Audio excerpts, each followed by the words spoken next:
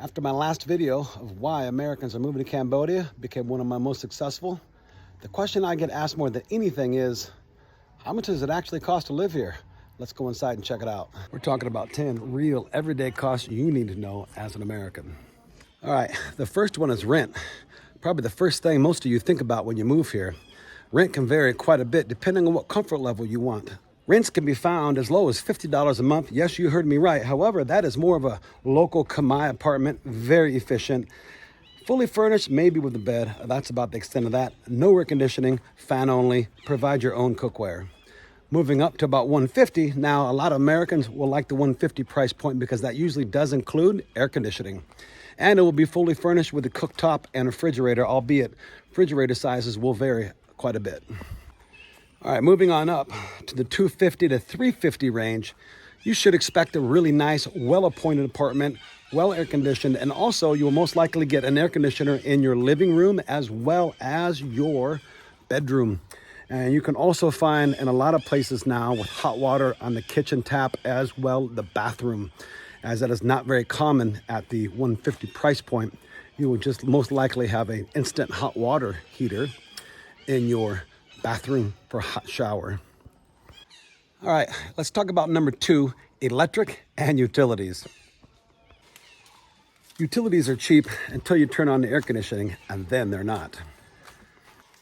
The standard government rate for electricity in Cambodia is about 25 cents or 1,000 Cambodian riel per kilowatt hour. One of the mistakes I made when I first moved here, guys, is I didn't think about how much it cost, right?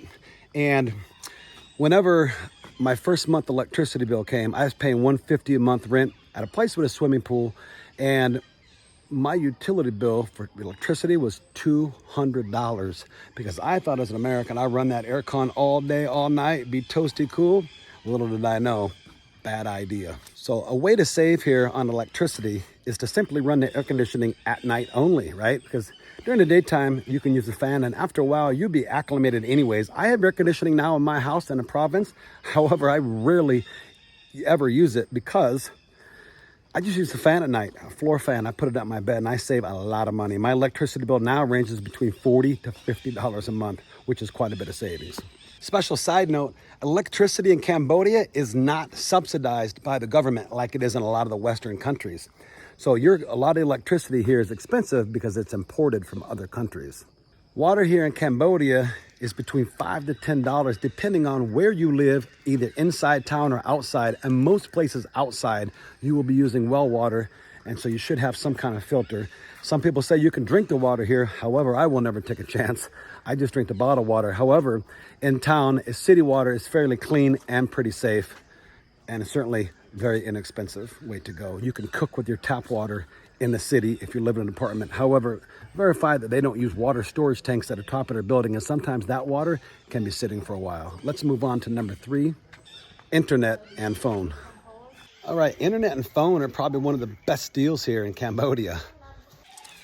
It's fast, it's reliable, and highly efficient.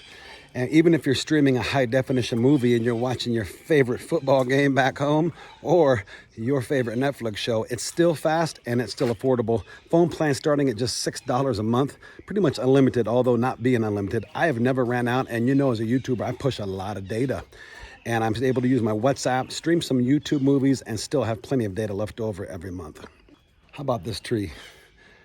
They have 3 main cell phone carriers here in Cambodia: Smart, Cell Card, and Metphone, and they all run about the same price. Now, I'll give you a pro tip here. A lot of people that have lived here for a while will tell you, have a dual SIM, because even if you're in Siem Reap and you have plenty of data and speeds in the city, when you go to the province, you'll need like Smart or Metphone to pick up where that left off, because they don't work necessarily great in the city, but they do in the province, especially if you're taking that long distance bus ride down to the ocean. All right, internet service usually is provided by your apartment complex. However, they will pay for the slowest speed possible. So yes, when they say free, it is free, but certain speeds vary. So please check that before you sign any lease deal. You can also get your own modem, and you'll pay about $10 a month for high-speed internet for your very own apartment. So if you're an online teacher or you work online remotely, fast internet, is the way to go. Let me know in the comment section down below, how much are you paying for your cell phone plan in your country right now? All right, number 4, local food. Local food is extremely cheap, be it the local market, street food, or small Cambodian restaurants. You're gonna save a ton of money and you're gonna get the best bang for your dollar.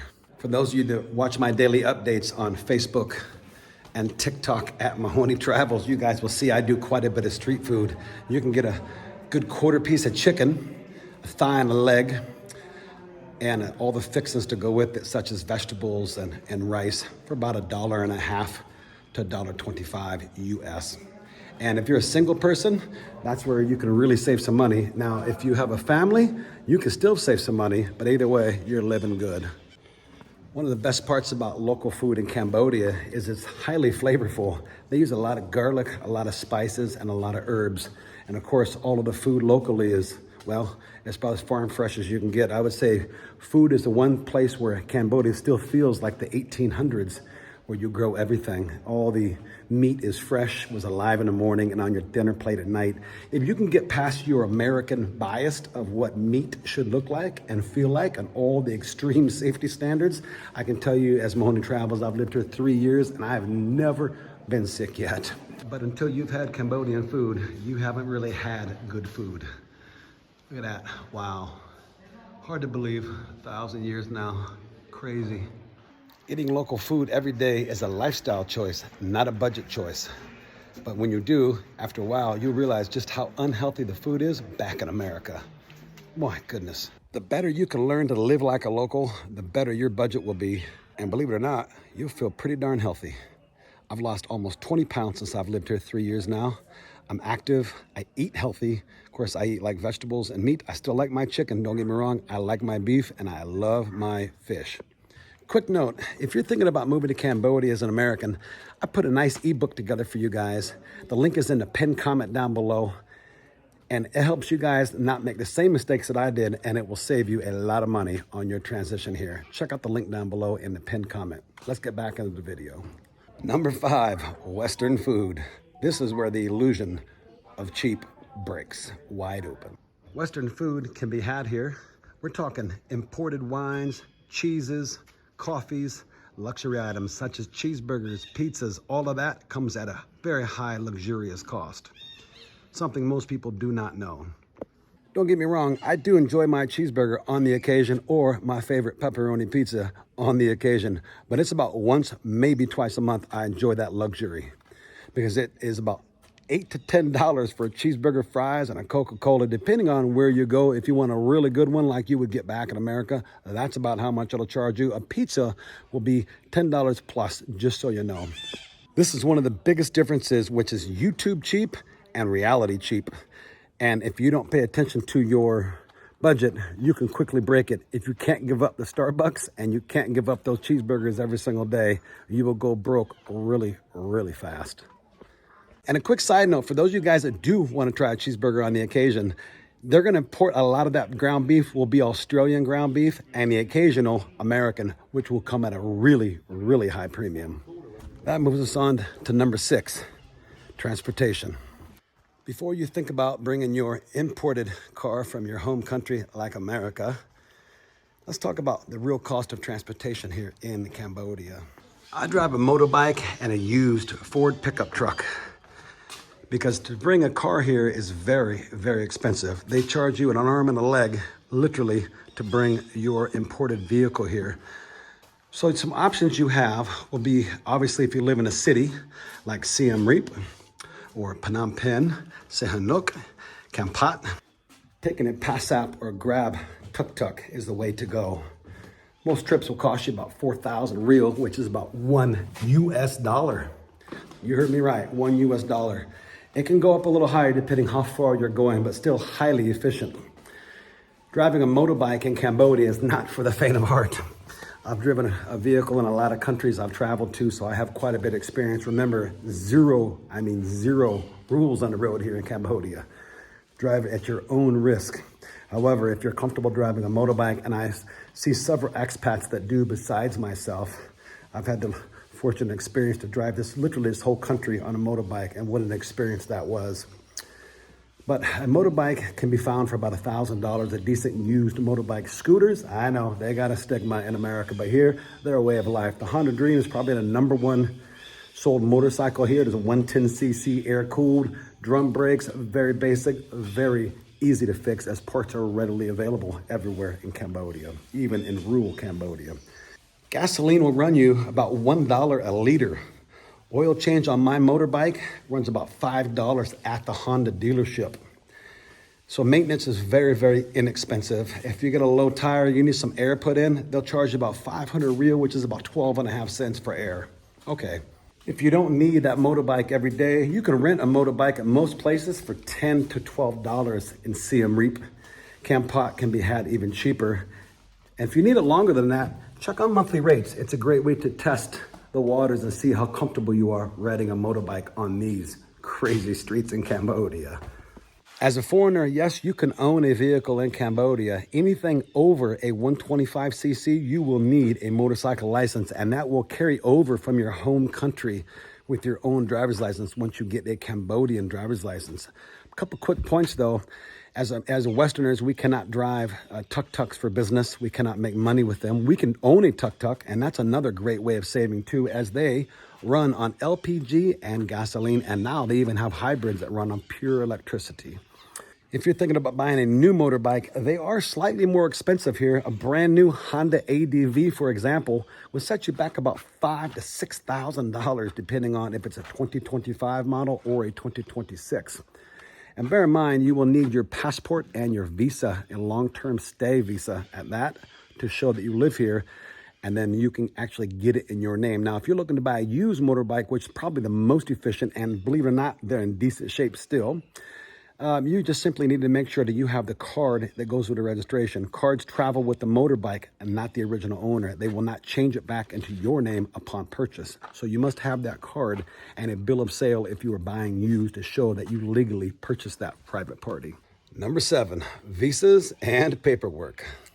Visas in Cambodia are relatively easy to acquire here at any local agency. You will most likely come in on an ordinary visa, and you will want to quickly convert that over to a business visa or a retirement visa. Mind you, if you have a retirement visa, you cannot work in Cambodia. If you're working, you need a work permit in addition to your business visa.